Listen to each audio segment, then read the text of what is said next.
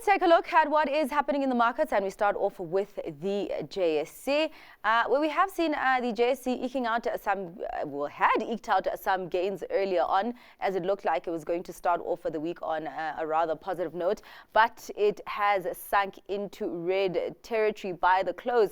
So the all-share declining more than 0.1%. Those losses largely being carried by the Financial 15, slumping more than 0.4%, followed by the Resources 10 complex there giving up 0.15%.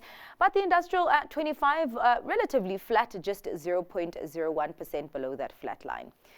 Let's take a look at what is happening in the U.S. markets. And on that front, markets still digesting the PCE inflation print for June that came out on Friday, coming in line with expectations, but also coming in slightly cooler than what it was in May. Of course, we did also get earnings coming out of McDonald's. They're missing on profit estimates. Also, some of the earnings that investors will be chewing on this week coming from the tech sector, of course, after the disappointing results from Tesla and Alphabet last week. We do have results coming out of Microsoft, Amazon, Apple, and Meta this week. But those markets slightly in the red. S&P 500 0.04% below that flat line.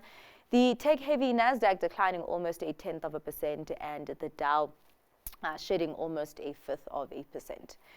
Let's take a look at what is happening with the markets across the Atlantic. We also did have some earnings coming out there from Heineken.